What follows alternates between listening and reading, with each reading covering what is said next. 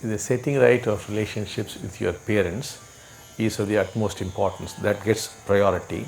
Then comes the seva aspect.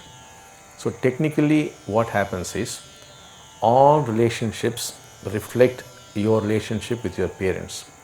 Suppose you do not have a good relationship with your father, but you have a very good relationship with your mother, then the Antaryaman would be Amma and not me. So we reflect exactly what has happened between you and your parents. Now, the relations you have with your family and friends and all at the places of work, all that again depends upon this relationship with your parents. So once this is set right, everything falls into place. And life is relationship. So what happens is, life also reflects these relationships.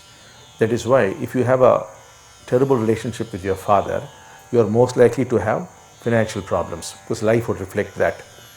If it's a very bad relationship with your mother, then you'll have needless obstacles. That is how life would reflect it, because life is relationship. How this actually happens is, when these relationships are set right, something happens to the heart. The heart in turn is connected to the brain. From the brain, some signals are sent out. Let us say somebody has to give you money and is not giving that money to you. Now once you have set right your relationship, the heart sends a signal to the brain. The brain is an instrument which transmits energies. He would pick up these energies, he would have a change of heart, and he would give back the money to you. So the technical aspects are not so important, but empirically you can verify. You do this, you will get that. Try it and see.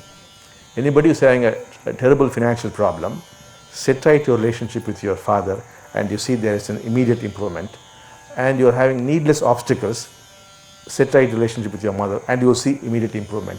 This can be experimentally verified. All that we are talking can actually be verified at the ground level. మీ తల్లిదండ్రులతో బాంధవ్యాలు సరిచేసుకోవడం అత్యంత ప్రధానం. ఆ తర్వాతే సేవాభావన. మీ తల్లిదండ్రులతో మీకున్న బాంధవ్యాలు ఇతరులతో మీకుండే బాంధవ్యాలను ప్రతిబింబిస్తాయి.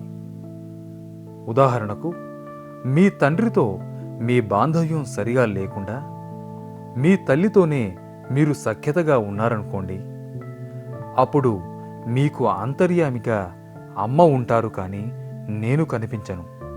మీకు మీ తల్లిదండ్రులకు మధ్య బాంధవ్యాలను బట్టే అంతర్యామిగా మేము కనిపిస్తాం. మీ కుటుంబ సభ్యులు, స్నేహితులు, మీ సహోద్యోగులతో మీకుండే బాంధవ్యాలను కూడా మీ తల్లిదండ్రులతో మీకుండే బాంధవ్యాలు ప్రతిబింబిస్తాయి.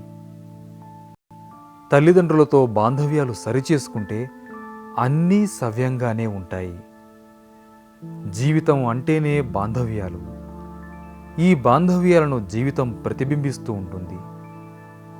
మీ తండ్రితో మీకు బాంధవ్యాలు సరిగా లేకుంటే మీకు ఆర్థిక సమస్యలు ఉంటాయి.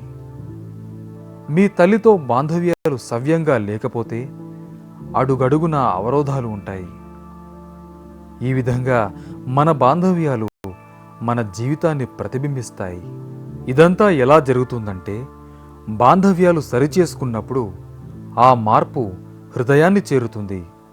హృదయం ఆ మార్పును మెదడుకు పంపుతుంది. అప్పుడు మెదడు నుంచి కొన్ని సంకేతాలు బయటకు వెళతాయి. ఉదాహరణకు, మీకు డబ్బు చెల్లించాల్సిన వ్యక్తి ఆ డబ్బును చెల్లించడం లేదనుకోండి. మీరు మీ బాంధవ్యాలను సరిచేసుకున్నప్పుడు హృదయం నుంచి మెదడుకు సంకేతాలు ప్రసారం అవుతాయి. ఆ సంకేతాలు అందుకున్న వ్యక్తి హృదయం వికసిస్తుంది. అప్పుడు ఆ వ్యక్తి మీ డబ్బును మీకు తిరిగి ఇచ్చేస్తాడు. అయితే సాంకేతిక అంశాలు ఇక్కడ ప్రధానం కాదు, కానీ బాంధవ్యాలు సరిచేసుకుంటే మీకు ప్రయోజనం ఉంటుంది. మీలో ఎవరికైనా తీవ్ర ఆర్థిక సమస్యలు ఉంటే మీ తండ్రితో బాంధవ్యం సరిచేసుకోండి. ఆ మార్పు తక్షణమే కనిపిస్తుంది. మీ జీవితంలో ఇతర అవరోధాలు ఉన్నప్పుడు మీ తల్లితో బాంధవ్యం సరిచేసుకోండి. తక్షణమే అక్కడ అభివృద్ధి కనిపిస్తుంది. బాంధవ్యాలకు సంబంధించి నేను బోధిస్తున్న అంశాలు ప్రయోగాత్మకంగా ధృవీకరించిన వాస్తవాలే.